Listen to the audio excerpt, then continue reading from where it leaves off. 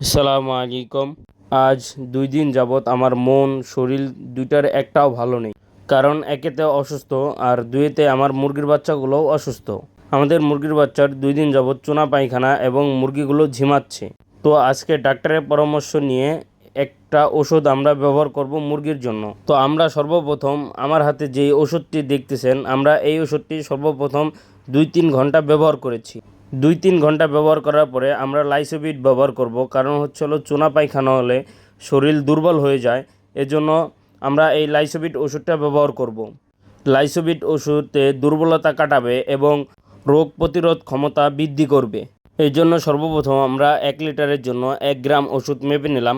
মেপে নেওয়ার পরে সুন্দর করে বোতলগুলো ধুয়ে ভালো মতো পানির সাথে ওষুধগুলি মিক্স করে এখন আমরা মুরগিকে খেতে দেব।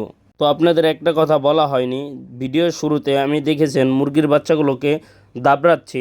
দাবড়ানোর কারণ হলো ওরা যখন হয়রান হয়ে যাবে তখন এসে এই পানিটা খাবে। তো যত দ্রুত এই ওষুধগুলো খাবে তত দ্রুত ওরা সুস্থ হয়ে উঠবে। তো এরপরে আমাদের বাচ্চা মুরগি যে ব্রুডিংয়ে আছে, আমরা এই বাচ্চা মুরগিগুলোকেও এই লাইসোবিটের পানি খেতে দিলাম। তো আপনারা সবাই দোয়া করবেন আল্লাহ তাআলা যেন আমাদের এই মুরগির বাচ্চাগুলোকে দ্রুত সুস্থতা দান করে। আল্লাহ হাফিজ। আসসালামু আলাইকুম ওয়া রাহমাতুল্লাহি ওয়া বারাকাতুহু।